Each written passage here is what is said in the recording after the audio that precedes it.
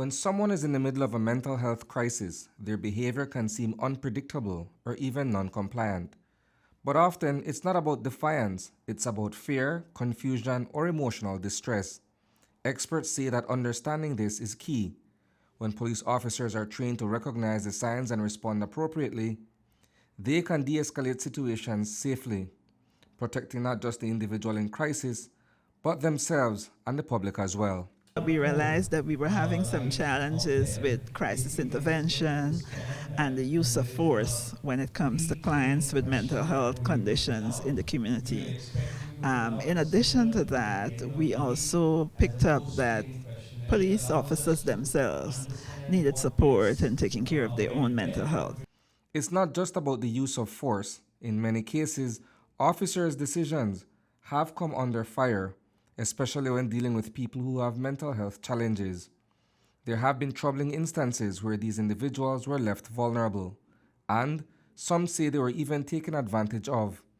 Back in 2020, three police officers, including Leslie Martinez and Jason Shaw, were accused of crossing a serious line.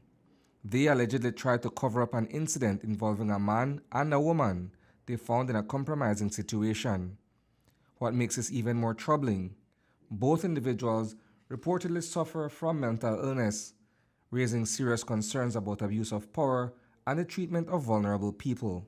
We have been faced with different situations where some of our patients have been hurt, and that is why we felt that it was very timely for us to update the manual in order for us to be able to train to prepare the police officers to have a better response whenever they are faced with patients who suffer from a mental illness. That handbook lays out exactly what officers are supposed to do when they respond to a situation involving someone with a mental illness.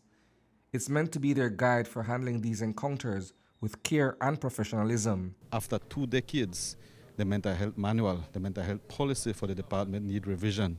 A revision that requires a holistic approach, a revision that requires concerted approach. With that in mind, the Belize Police Department is teaming up with the Ministry of Health and Wellness and the Pan American Health Organization to give the current policy a much-needed update.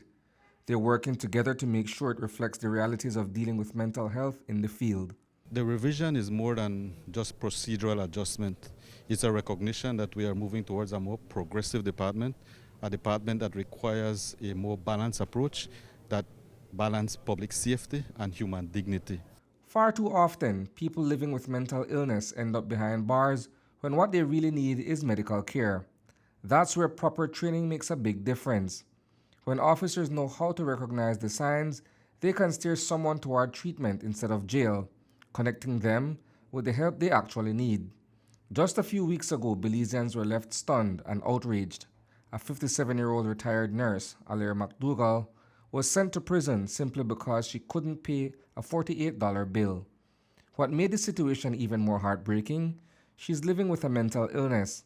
For many, it was a painful reminder of how the system can fail those who need compassion, not punishment. We teach the police officers about the mental health conditions, the signs, the symptoms, how to be able to recognize it. We also teach them de-escalation techniques, how to approach patients, how to speak with them, how to tone down a very difficult situation that, it might build up into something else. Police officers have a responsibility to treat everyone with respect, including those living with mental health conditions. With the right training, they're better equipped to do just that. It helps them to make smart, compassionate decisions and avoid actions that could land them or their department in serious legal trouble. One of the main objectives is to be able to equip police officers with the skills to be able to de-escalate crises while working as a part of a multidisciplinary response team. So it's not just police alone, but health has a role. We anticipate there's going to be a role for social services and other agencies, depending on how the country defines that multidisciplinary team. At the end of the day, when officers respond with professionalism and compassion, everyone benefits. The person in crisis gets the help they need, families feel supported, communities stay safer, and the justice system works the way it's supposed to. Reporting for News 5, I am Isani Cayetano.